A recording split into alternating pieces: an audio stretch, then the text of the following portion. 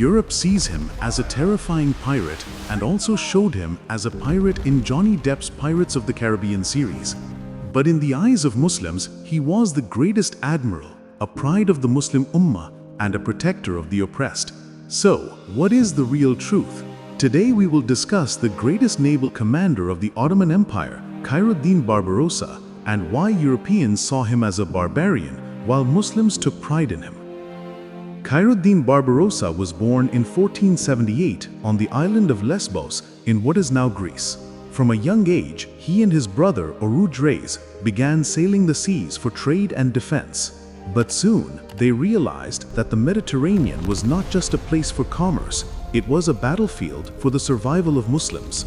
It was during this time that Barbarossa and his brother began their expeditions, waging naval battles against European aggression, so their battles with Europe began in their childhood. The year was 1492. Andalusia, a land where Muslims had ruled for 7 centuries, but that land had now fallen into darkness. Christian forces killed hundreds of thousands of Muslims, converted mosques into churches, and burned thousands of scholars, poets, and scientists alive. According to historians, after the fall of Andalusia, between 500,000 and 1 million Muslims were either killed or forcibly converted. Their cries reached across the Mediterranean, all the way to the ears of a young Muslim sailor in North Africa. His name, Khairuddin Barbarossa. He joined forces with his brother Oruj Reis, and with the permission of the Ottoman Caliph, they assembled a mighty naval fleet. Their mission was clear: to rescue the oppressed Muslims of Andalusia. Right before the eyes of the European forces, they courageously rescued over 70,000 Muslim men, women, and children, safely bringing them to North Africa. Barbarossa's fleet was more than just soldiers. It included doctors, food supplies, shelters, and scholars, everything needed to give the rescued Muslims a new life. The news of this humanitarian mission enraged the kings of Europe. They declared, "Find this barbaric Barbarossa. He is a curse upon Europe." Yet no one could stand against him. From that moment on, European history remembered him as Barbarossa, the red-bearded pirate, while in the hearts of Muslims, he became the Mujahid of the seas. In 1517, when Sultan Yavuz Selim, or Selim I, conquered Egypt, the flag of the Islamic Caliphate was raised high again. Selim's victory was not just about Egypt, it became a symbol of Islamic unity. At this time, Barbarossa's influence over the Mediterranean was immense. He realized that a single power alone could not resist European colonial forces. What was needed was a united Islamic leadership. So, he pledged his fleet and territories, including Algeria, to the allegiance of the Ottoman Empire. With this move, Ottoman naval power in the Mediterranean doubled. In recognition of his service, Sultan Selim granted him the title Kapudani Derya, Commander of the Seas. From this moment on, a new chapter of history began, the golden age of Muslim naval power. Europe wanted to turn the Mediterranean into a Christian sea, but under the leadership of Sultan Suleiman the Magnificent, Barbarossa transformed it into the Sea of Islam.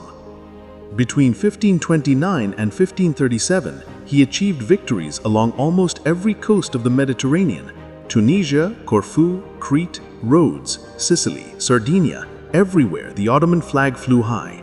The flag of Islam, the symbol of Tawheed, now shone even upon the waters. The year was 1538. European powers united to form the Holy League. It included Spain, Venice, Genoa, the Knights of Malta, the Vatican, and the Papal States. Their leader was Europe's legendary naval commander, Andrea Doria. In the churches of the Vatican, they swore, "We will wipe Barbarossa from the face of the earth, so that future generations will not even know his name." On one side stood Barbarossa with only 122 Ottoman warships and 20,000 soldiers. On the other, 600 Christian ships and 60,000 troops. The battlefield, the coast of Preveza, Greece. Outnumbered, yet the strength of faith was limitless.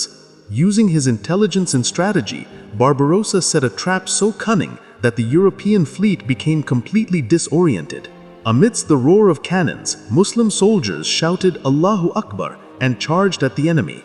Andrea Doria had to flee the battlefield to save his life. This battle was more than just a victory.